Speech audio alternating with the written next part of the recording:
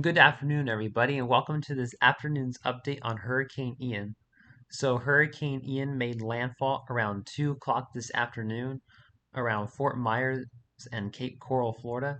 And as of 5 p.m. Eastern Daylight Time, Wednesday, September the 28th, Hurricane Ian continues to have maximum sustained winds of 140 miles per hour, a minimum central pressure of 945 millibars, and is very slowly moving north-northeast at 8 miles per hour.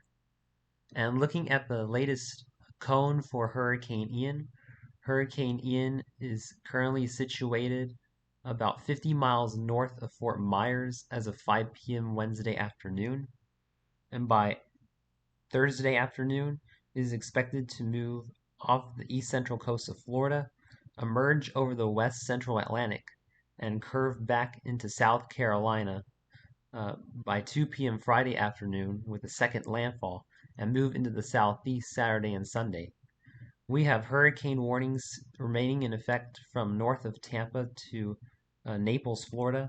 We now have hurricane warnings for the east central coast of Florida in the red areas, tropical storm warnings extending from Panama City Beach to north of Tampa, and then more tropical storm warnings from Naples curving through Miami, Fort Lauderdale, Palm Beach up to east central Florida. Tropical storm warnings in the Bahamas, northern Bahamas, tropical storm warnings for northeast Florida, southeast Georgia, the entire South Carolina coast, extending into Wilmington, North Carolina now, and even tropical storm watches up for portions of the southwestern Outer Banks now. And hurricane watches in effect from St. Augustine through Charleston, South Carolina. So this storm is going to have major impacts throughout Florida for the next 24 hours and significant impacts in the southeast this weekend.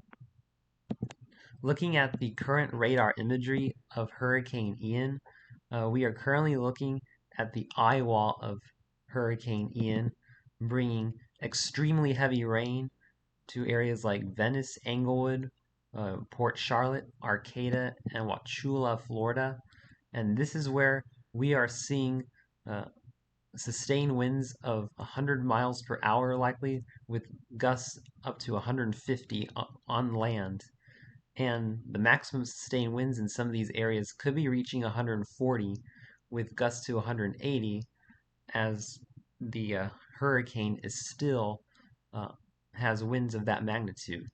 So we are seeing catastrophic impacts across west central Florida right now. And as this eye wall continues to slowly crawl northeast, we are going to be seeing inches upon inches of rain, and we're going to be seeing catastrophic freshwater flooding as the eye wall continues to move slowly, ever so slowly northeast across the state. And areas have already picked up several inches of rain. We've already seen 8+ inches of rain in these white areas from Sarasota to Venice to Englewood to west of Port Charlotte. And then we're seeing about 5 to 7 inches from Arcata to Wauchula to Bradenton and down towards Port Charlotte and Port Gorda. And then we have a unique warning in effect, which is rarely ever issued and only issued for Category 4 and Category 5 hurricanes that are making landfall. We have an extreme wind warning in effect until 7:30 p.m. across areas like Port Charlotte, and then we have the high extreme wind warning for Fort Myers, Arcata, and Wauchula as well. And this states that extreme wind warning for southwestern Highlands County in south central Florida, southern Hardee County in central Florida, southeastern Manatee County in west central Florida, Charlotte County in southwestern Florida, DeSoto County in south central Florida, Lee County in southwestern Florida, southeastern Sarasota County in west central Florida until 7:30 p.m. Eastern Daylight Time. At 5:26 p.m. Eastern Daylight Time, National Weather Service Doppler radar indicated extreme winds associated with the eyewall of Hurricane Ian were moving on shore over Charlotte County Airport or near Punta Gorda. The hurricane eyewall was moving slowly northeast at 5 miles per hour. This is an extremely dangerous and life-threatening situation. And then the National Weather Service says, treat these extreme winds as if a tornado were approaching and move immediately to your safe room in your shelter. Take action to protect your life. So if you're in this extreme wind warning, you need to be taking shelter as if a tornado is coming, because this eyewall is more or less a 30-mile wide tornado coming your way. So if you're in any of the areas in the extreme wind warning or downstream, such as Avon Park, Sebring, and Lake Placid, you need to be taking tornado shelter because you are going to be seeing winds of over 100 miles per hour coming your way in the next several hours. And we have surface observations to back these winds up. Looking at the Punta Gorda and Charlotte station observation, the airport, we're seeing 67 knot winds gust to 107 knots, which is the equivalent of about 80-mile-per-hour winds gusting to 125 miles per hour. So we are seeing surface observations of these winds. And then down towards Fort Myers, we're seeing winds of 56 knots gusting to 83 knots, or about 65 miles per hour gusting to near 100 miles per hour. So these dangerous winds are continuing to spread into the Florida Peninsula, and anyone in Central Florida needs to be taking shelter immediately if you haven't done so already. And let's get to the rainfall totals, because we could be looking, or we are going to be looking at catastrophic flooding across central and northeastern Florida from freshwater rainfall flooding.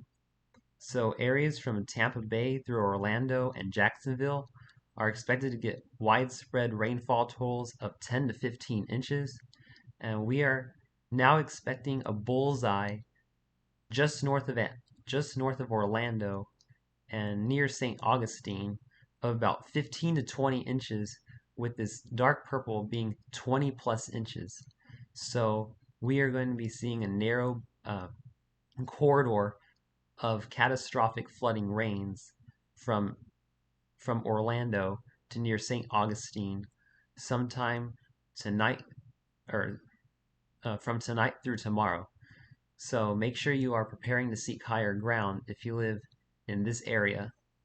Meanwhile, we can be expecting about 6 to 10 inches of rain from Jacksonville to Savannah to Charleston, and then widespread 4 to 6 inches of rain across the Carolinas, and even into southern Virginia now, with isolated locations up to 6 to 10 inches, and then 2 to 4 inches in the dark green, 1 to 2 inches in the light green.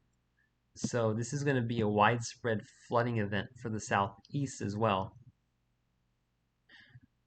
And then finally, let's not overlook the tornado threat, because Hurricane Ian is producing an environment very favorable for tornadoes, especially across northeastern Florida, where areas such as Orlando and Melbourne have a 10% chance of seeing a tornado within 25 miles of a location this evening, and then a 5% chance for much of the East Coast from Palm Beach through St. Augustine and the Brown, 5% chance, tornadoes within 25 miles of a location, and a 2% chance from Miami up through Jacksonville.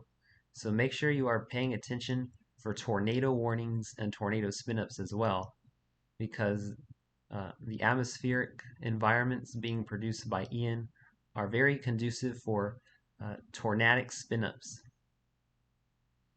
So thanks for watching this afternoon and evening's update on Hurricane Ian. If you are in central and northeastern Florida, make sure you are in your shelter.